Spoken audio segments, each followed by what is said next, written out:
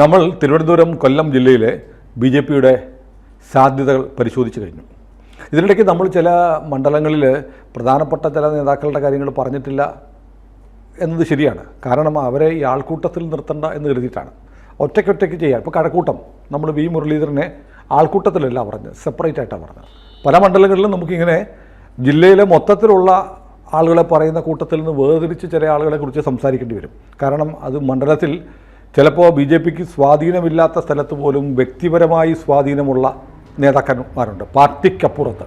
ഇപ്പോൾ ഇ ശ്രീധരൻ സ്ഥാനാർത്ഥിയായി ബി.ജെ.പിക്ക് കിട്ടുന്നതിനൊപ്പം അദ്ദേഹത്തിൻ്റെ സ്വന്തം നിലയ്ക്കുള്ള വോട്ടുകൾ സമാഹരിക്കാൻ കഴിഞ്ഞിരുന്നു. അങ്ങനെയുള്ള ആളുകളൊക്കെ നമ്മൾ പ്രത്യേകിച്ച് പറയണം. അപ്പോൾ ഏതായാലും നമ്മളിനിപ്പോൾ പത്തനംതിട്ട ജില്ലയിലേക്കാണ് നമ്മളിന്ന് കിടക്കുന്നത്. പത്തനംതിട്ട ജില്ല പൊതുവിലൊരു ക്രൈസ്തവ ജില്ല എന്നൊക്കെ പറയാറുണ്ടെങ്കിലും ബി.ജെ.പിക്ക് നല്ല സ്വാധീനമുള്ള ഒരുപാട് മേഖലകളുള്ള ഒരു ജില്ലയാണ് പത്തനംതിട്ട. ആഞ്ഞു പിടിച്ചാൽ ബി.ജെ.പിക്ക് വലിയ അത്ഭുതങ്ങൾ കൊണ്ടുവരാൻ കഴിയുന്ന ജില്ലയാണ് പത്തനംതിട്ട. ഈ പത്തനംതിട്ടയിൽ പക്ഷേ ബി.ജെ.പി നന്നായിട്ട് പണിതിട്ടുണ്ടോ എന്നുള്ളത് എനിക്ക് സംശയമാണ്. ഈ മറ്റ് പല സ്ഥലങ്ങളും പോലെ ഹിന്ദു ഭൂരിപക്ഷം തന്നെ വരുന്ന ജില്ലകളാണ് ഇതൊക്കെ. അല്ല, അതിനകത്ത് വലിയ തമാശ. ഞാനോട് ഒരാൾ പറഞ്ഞു, കേരളത്തിലെ ഏറ്റവും കൂടുതൽ ഹിന്ദു വോട്ടുള്ള ഒരു മണ്ഡലമാണ് കളമശ്ശേരി. പക്ഷേ അവിടെ പറയുന്നത് എന്താ, അവിടെ മുസ്ലിങ്ങളാണ് തീരുമാനിക്കുക, മുസ്ലിം സ്ഥാനാർത്ഥി വരത്തുള്ളൂ. രാജീവ് വന്നപ്പോഴാണ് ഒരു മാറ്റം ഉണ്ടായത്. അതുപോലെ എറണാകുളം, നിലമ്പൂരോ, എറണാകുളം മണ്ഡലം, എറണാകുളത്ത് പാർലമെൻറ്റ് മണ്ഡലമാണെങ്കിലും നിയമസഭാ മണ്ഡലമാണ്, ഹിന്ദു വോട്ടുകളാണ് കൂടുതൽ. പക്ഷേ ലത്തീനാണ് എന്നാണ് പുറത്ത് പറയുക. തെറ്റാണിത്, തെറ്റാണ്, പൊട്ടത്തെറ്റാ. ഈ സത്യത്തിൽ ഈ പത്തനംതിട്ട ജില്ലയിൽ സാധാരണ പല സ്ഥലത്തും നമ്മൾ കാണാത്ത ഹിന്ദുക്കളിലെ പിന്നോക്ക വിഭാഗക്കാർ ധാരാളമുള്ള സ്ഥലമാണ് പത്തനംതിട്ട. ഉദാഹരണത്തിന് കുറവന്മാർ. എനിക്ക് തോന്നുന്നു കേരളത്തിലെ ഏറ്റവും കൂടുതൽ അവരുടെ പോപ്പുലേഷൻ വരുന്ന ഒരു ജില്ലയാണ്. ഷെഡ്യൂൾ ട്രൈബാണ് അവരല്ലേ, അവർ അവിടെ ഉണ്ട് എന്നുള്ളത് എനിക്കറിയാം. അപ്പോൾ അത്തരം ആളുകൾക്കിടയിലൊക്കെ നന്നായിട്ട് പ്രവർത്തിക്കുകയും അവരിൽ നിന്നൊരു കാൻഡിഡേറ്റിനെ കണ്ടെത്തുകയും അങ്ങനെയൊക്കെയാണ് അതിൻ്റെ ഈ സോഷ്യൽ എഞ്ചിനീയറിംഗ് എന്ന് പറഞ്ഞ സംഗതി ബി.ജെ.പി നടത്തിയിട്ടില്ല എന്നാണ് എനിക്ക് പൊതുവേയും കേരളത്തിനെ പറ്റി തോന്നിയിട്ടുള്ളത്. അത് പത്തനംതിട്ടയിലും ഇത്തരം ആളുകളെയൊക്കെ സാംബവ സമുദായം എന്നൊക്കെ പറയില്ലേ, പത്തനംതിട്ടയിലൊക്കെ അങ്ങനത്തെ ബന്ധങ്ങളൊക്കെ എനിക്കുണ്ട്. അത്തരം ആളുകളോടൊക്കെ അടിയൊഴുക്കുകൾ അറിയാനായിട്ട് അത്തരം ആളുകളോടൊക്കെ നമ്മൾ സംസാരിച്ചേ പറ്റുള്ളൂ. അതുകൊണ്ട് ഞങ്ങളെ പരിഗണിക്കുന്നില്ല എന്നൊക്കെ അവർ പറയാറുമുണ്ട് ബി.ജെ.പിയുടെ കാര്യത്തിൽ.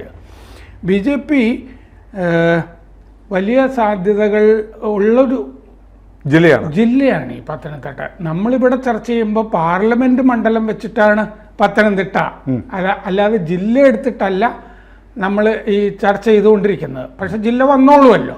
പാർലമെൻറ്റ് മണ്ഡലത്തിൽ 7 നിയമസഭാ മണ്ഡലങ്ങൾ എന്നുള്ള നിലയ്ക്കാണ് നമ്മൾ പറയുന്നത്. കാരണം ഇതിൻ്റെ കണക്ക് കിട്ടുന്നത് അങ്ങനെയാണ്. അതായത് 2024 അതായത് റാന്നി കോന്നി ക്ലോസ് തേർഡാണ് എന്ന് പറഞ്ഞാൽ 2ാം സ്ഥാനത്തിന് അടുത്തെത്തിയ 3ാം സ്ഥാനം, വളരെ ചെറിയ വോട്ടുകൾ. അങ്ങനെ വരുന്നതാണ് റാന്നി കോന്നി എന്ന് പറയുന്ന സ്ഥലങ്ങൾ. പിന്നെ ആറന്മുള ഉള്ള സ്ഥലമാണത്. ആറന്മുളയും വലിയ പോപ്പുലേഷനുള്ള സ്ഥലമാണ്. ആറന്മുള ക്ഷേത്രവും ഒക്കെ ഇരിക്കുന്ന സ്ഥലമാണ്, വള്ളസദ്യയും കാര്യങ്ങളും ഒക്കെ. പക്ഷേ ഏറ്റവും സാധ്യതയുള്ള മണ്ഡലം പത്തനംതിട്ടയിൽ പൂഞ്ഞാർ കോട്ടയം ജില്ലയാണെങ്കിലും പത്തനംതിട്ടയിലാണ്.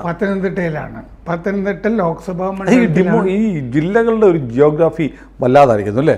ജില്ല, റവന്യൂ ജില്ല വേറെ ആയിരിക്കും, പാർലമെന്റ് മണ്ഡലം വേറെയാ, അങ്ങനെയാണ് നിൽക്കുന്നത്. അപ്പോൾ നമ്മൾ ഈ ബി.ജെ.പിയുടെയൊക്കെ, ഞാൻ പൂഞ്ഞാറിൽ ബി.ജെ.പിയുടെയൊക്കെ നോക്കുമ്പോൾ എന്തിനാണ് പൂഞ്ഞാറിൽ ഇനി ബി.ജെ.പി നോക്കുന്നത്, പി.സി. ജോർജ് എന്ന് നോക്കിയാൽ പോരെ എന്ന്. അത് പത്തനംതിട്ട പാർലമെന്റ് മണ്ഡലം എടുത്തുകൊണ്ടാണ് നമ്മൾ പൂഞ്ഞാറിൽ ഇതിൽ വരുന്നത്, അല്ലാതെ കോട്ടയം ജില്ലയിലല്ല. അല്ലല്ല, പക്ഷേ കോട്ടയം ജില്ല വരുമ്പോൾ നമ്മൾ പൂഞ്ഞാറിനെ കുറിച്ച് സംസാരിക്കാതിരിക്കാനും പറ്റില്ല. അതെ, നമ്മൾ എന്താന്ന് വെച്ച് കഴിഞ്ഞാൽ ഈ കണക്ക് കിട്ടുന്നത് വോട്ടർമാരുടെ എണ്ണം, ബി.ജെ.പി കിട്ടിയ വോട്ടിന്റെ എണ്ണം, ഇത് ഈ ലോക്സഭ നിയമസഭ എടുത്താലല്ലേ കിട്ടുള്ളൂ.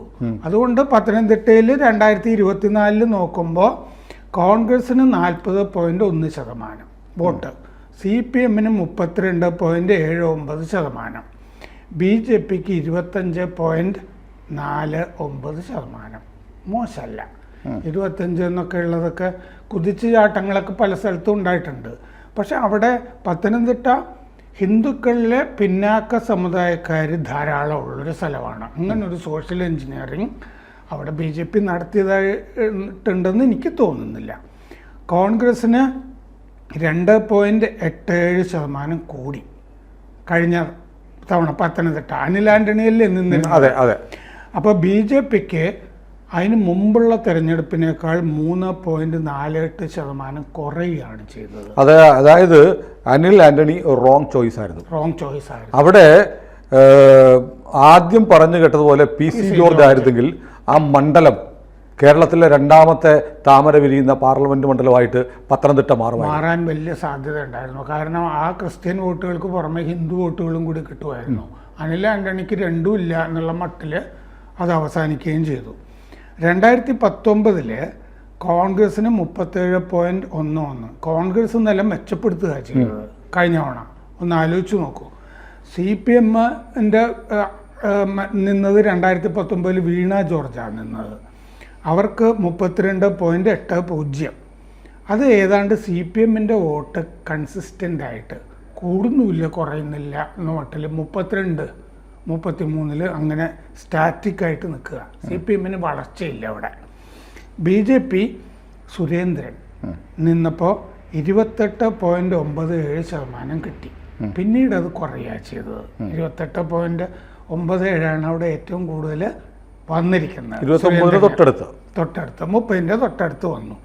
2014 BJPയുടെ MT രമേശ് മത്സരിച്ചപ്പോൾ 15.95% ആയിരുന്നു. അപ്പോൾ ഈ അതാണ് സുരേന്ദ്രൻ ഇരട്ടിയായി. അതാണ് ഈ ചില സമയത്ത് BJPക്ക് വലിയ കുതിച്ചുചാട്ടങ്ങൾ വരുന്നുണ്ട്. അപ്പോൾ അതുകൊണ്ട് 25.49 മണ്ഡലത്തിലെ വോട്ട് എന്ന് പറയുമ്പോൾ ഇത് 30 ആകാനോ 35 ആകാനോ ഒന്നും വലിയ പ്രയാസമില്ല. 2009 13.95% മാത്രമായിരുന്നു BJPക്ക് കിട്ടിയ വോട്ട്. അവിടെ നിന്നാണ് ഈ 28ലേക്കും 30ൻ്റെ അടുത്തേക്കൊക്കെ വന്നിരിക്കുന്നത്. ഇനി നമ്മൾ നിയമസഭാ മണ്ഡലങ്ങൾ നോക്കിയാൽ കാഞ്ഞിരപ്പള്ളി 2021 കണ്ണന്താനം നിന്നപ്പോൾ 21.70%. അത് അതിന് മുമ്പത്തേക്കാൾ 1.81 കുറവായിരുന്നു. പക്ഷേ ഈ കാഞ്ഞിരപ്പള്ളിയും കോട്ടയം ജില്ലയിലാണ്, റവന്യൂ ജില്ല അടിസ്ഥാനത്തിൽ. അതെ, റവന്യൂ ജില്ല അങ്ങനെയാണ്. 2016 22.9 VN മനോജ് നിന്നപ്പോൾ കണ്ണന്താനത്തിനേക്കാൾ കൂടുതലായിരുന്നു. 2011 7% മാത്രമായിരുന്നു. അല്ല, ഞാൻ ഒരിക്കൽ കൂടി പ്രേക്ഷകരുടെ ഓർമ്മയ്ക്ക് പറയാം. നിങ്ങൾ നോക്കുമ്പോൾ ഈ കാഞ്ഞിരപ്പള്ളിയും ഒക്കെ കോട്ടയല്ലേ, നിങ്ങൾ പത്തനംതിട്ട എന്ന് പറയുന്നത് എന്താണെന്ന് ഒരു സംശയം വീണ്ടും ഉണ്ടാവാം. നമ്മൾ പത്തനംതിട്ട പാർലമെൻറ്റ് മണ്ഡലത്തിലെ തിരഞ്ഞെടുപ്പിനെ വിശകലനം ചെയ്തിട്ടാണ് ഈ മണ്ഡലങ്ങൾ പറയുന്നത്. മണ്ഡലങ്ങൾ അത് ഇനി എല്ലാ ചർച്ചയിലും അങ്ങനെ തന്നെയാണ് പറയുന്നത്. അതുകൊണ്ട് റവന്യൂ ജില്ലയ്ക്ക് അപ്പുറത്താണെന്ന് കരുതരുത്. പാർലമെൻറ്റ് മണ്ഡലങ്ങൾ 20 പാർലമെൻറ്റ് മണ്ഡലങ്ങളെ ബേസ് ചെയ്തിട്ടാണ് നമ്മുടെ ഈ ചർച്ച പോകുന്നത്. അപ്പോൾ കാഞ്ഞിരപ്പള്ളിയിൽ 20-22% വോട്ട് BJPക്ക് ഉണ്ട്. അതിപ്പോൾ കണ്ണന്താനം നിന്നപ്പോൾ കുറയുക ചെയ്തത്. ഞാൻ പറയുന്നത് നേരത്തെ മനോജ് നിന്നപ്പോഴും 22.9 23% കിട്ടിയിട്ടുണ്ട്. കാഞ്ഞിരപ്പള്ളിയും ഈ ക്രിസ്ത്യൻ ബെൽറ്റ് എന്നൊക്കെ പറയുന്ന ആണല്ലോ, മുസ്ലിങ്ങൾ കുറേ ഉണ്ട്. കാരണം അവിടെ മോസ്കോ ഒക്കെ ഉണ്ട്. അവിടെ ഹിന്ദുക്കളില്ല എന്നൊക്കെ ഈ പല സ്ഥലങ്ങളെപ്പറ്റി പറയുമല്ലോ. ഹിന്ദുക്കൾ മറക്കുന്നതാണിത്. അവിടെയും കാഞ്ഞിരപ്പള്ളിയും സാധ്യതയുള്ളൊരു മണ്ഡലമാണെന്നാണ്. 30% ആകാൻ അധികമൊന്നും വേണ്ടല്ലോ. അതെ. അപ്പോൾ നമ്മൾ നേരത്തെ പറഞ്ഞ കോട്ടയം ജില്ലയിലാണെങ്കിൽ പോലും പത്തനംതിട്ട പാർലമെൻറ്റ് മണ്ഡലത്തിൽ വരുന്ന പൂഞ്ഞാറിലെ സാധ്യത നമ്മൾ പറഞ്ഞില്ല. പൂഞ്ഞാറിലേക്ക് വരുന്നേ ഉള്ളൂ. പൂഞ്ഞാറിൽ 2021 BDJS സ്ഥാനാർത്ഥിയാണ് നിന്നത്. BDJS പല സ്ഥലത്തും പ്രശ്നമാണെന്നുള്ളതും മുമ്പും നമ്മൾ പറഞ്ഞിട്ടുണ്ട്. അത് 2.12% മാത്രമാണ് കിട്ടിയിരിക്കുന്നത് വോട്ട് ശതമാനം 2021. PC ജോർജിന് 29.92% കിട്ടിയ സ്ഥലത്താണ്. 2016 PC ജോർജിന് 43.65% ആയിരുന്നു. കഴിഞ്ഞ തവണ PC ജോർജ് സ്വതന്ത്രനായിട്ട് നിന്നല്ലോ.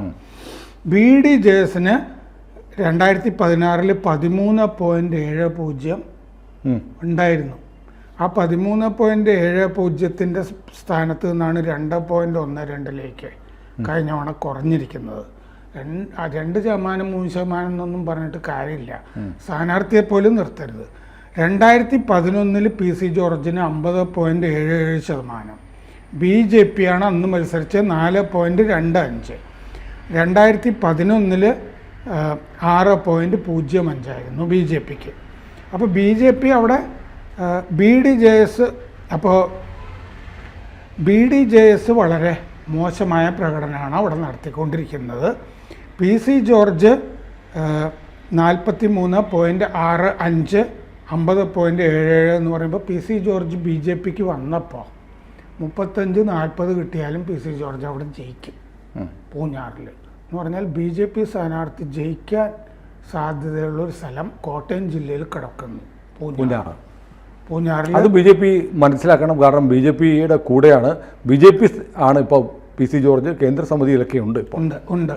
അപ്പോൾ ഒരു ഗംഭീരമായ ഒരു സാധ്യത അവിടെ പി സി ജോർജിന് കിടക്കുന്നുണ്ട്. BDJS 13.70 2016. സത്യത്തിൽ ഈ BDJSന് കുറച്ച് വോട്ട് ഉണ്ട് അവിടെ.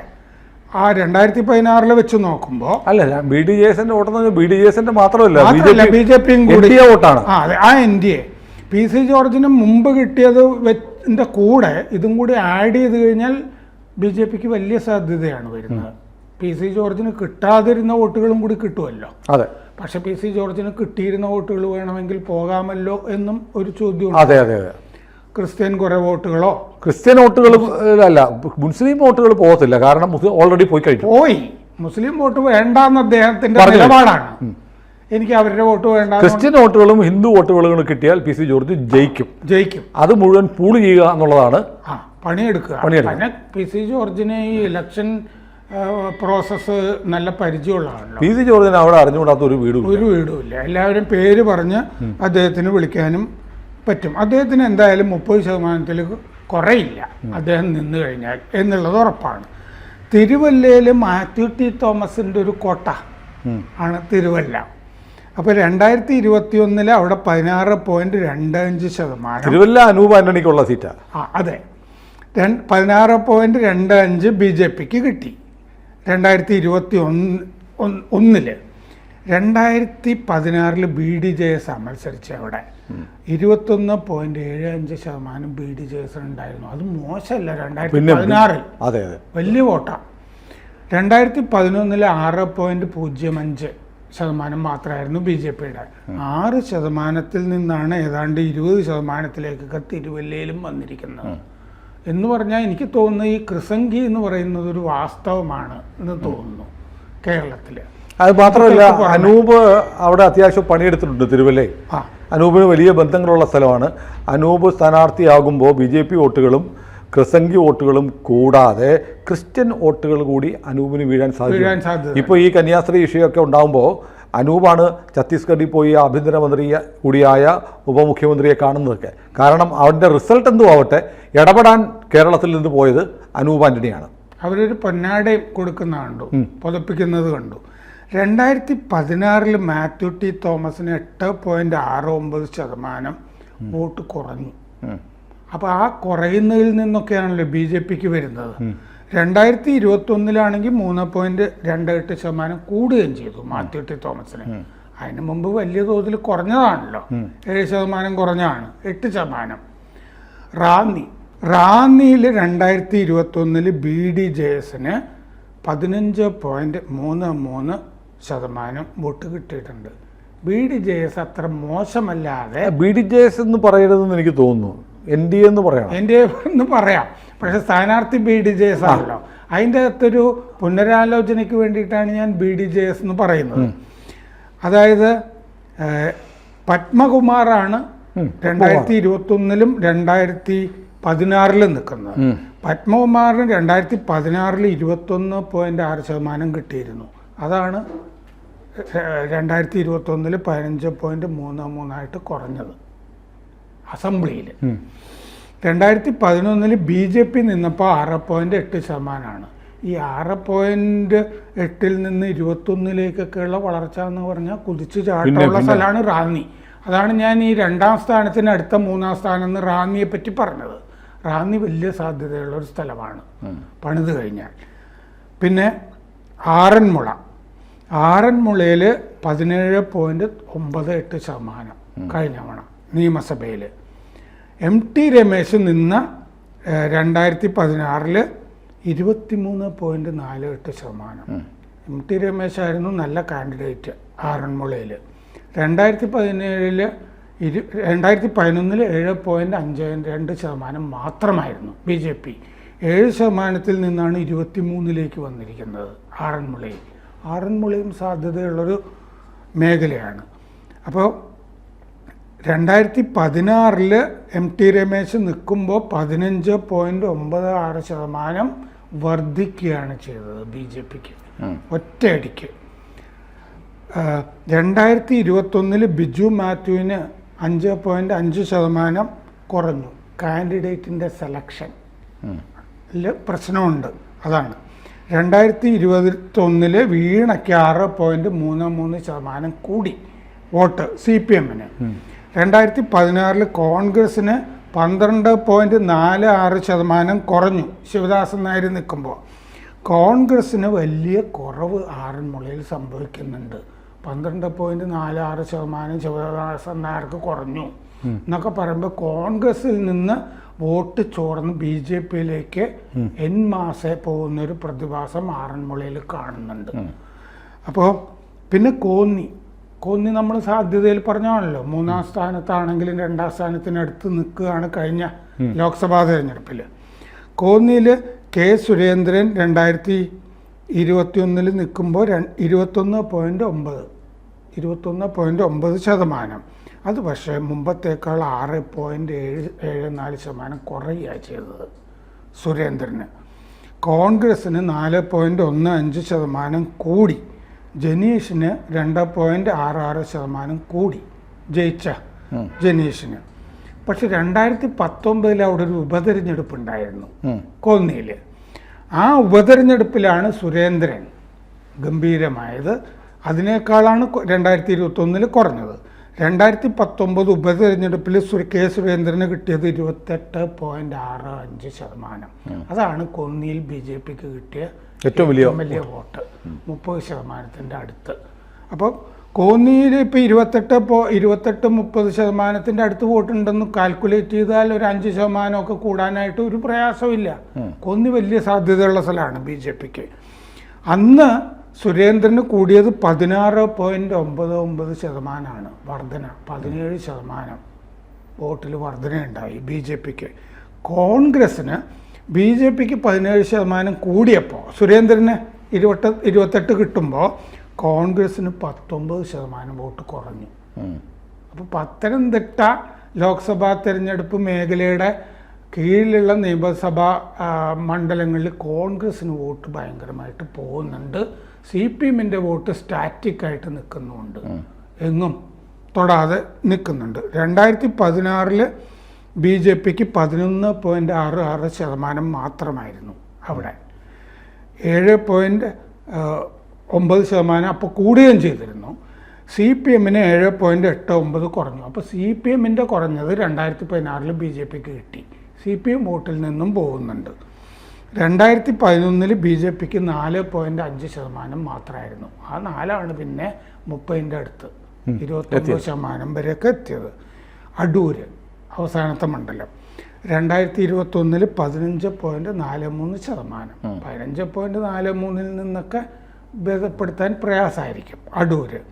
2016 പക്ഷെ P സുധീർ നിന്നപ്പോൾ 16.73%. അതാണ് അവിടെ കിട്ടിയിട്ടുള്ള ഏറ്റവും വലിയ വോട്ട് P സുധീറിന്. സുധീർ ഇപ്പോൾ വലിയ കമ്മിറ്റികളിലൊക്കെ ഉണ്ടല്ലോ. അപ്പോൾ സുധീറിന് അന്ന് 12.13% വർദ്ധിക്കുകയാണ് ചെയ്തത്. സുധീർ എന്ന് പറഞ്ഞ കാൻഡിഡേറ്റ് അവിടെ നിന്നതുകൊണ്ട്. കോൺഗ്രസ്സിന് അത്രയും തന്നെ വോട്ട് കുറഞ്ഞു. അപ്പോൾ 13.95%. കോൺഗ്രസിൻ്റെ പോയത് മുഴുവൻ സുധീറിന് കിട്ടി. 2011 4.60% മാത്രമായിരുന്നു BJPക്ക്. മൊത്തത്തിൽ ഈ കണക്കിൽ നിന്ന് BJPക്ക് വലിയ കുതിച്ചുചാട്ടം ഉണ്ടായിട്ടുള്ള സ്ഥലമാണ് പത്തനംതിട്ട എന്നുള്ളത് നമുക്ക് കാണാം. പിന്നെ ഒരു കുറഞ്ഞത് 3 സീറ്റെങ്കിലും അടുത്ത നിയമസഭാ തെരഞ്ഞെടുപ്പിൽ പിടിക്കാവുന്ന സ്ഥലം. ഒരെണ്ണം ഷുഗർ സീറ്റായിട്ടും കരുതാം, പൂഞ്ഞാറ്. ഏതായാലും ഇത് ഒരു നമ്മൾ ഈ കണക്കുകൾ പറയുന്നത് BJPയുടെ സാധ്യത റാന്നി, കോന്നി, ആറന്മുള, പൂഞ്ഞാർ 4 സ്ഥലത്ത് പണിത് കഴിഞ്ഞാൽ ജയിക്കാവുന്ന സ്ഥലം അത്. ഇത് ശബരിമലയൊക്കെ നിൽക്കുന്ന പ്രദേശമാണ്. കൂടുതൽ വാർത്തകളും വിശേഷങ്ങളും നിങ്ങളിലേക്ക് എത്താൻ ABC മലയാളം സബ്സ്ക്രൈബ് ചെയ്യുക, ബെൽബട്ടനും അമർത്തുക.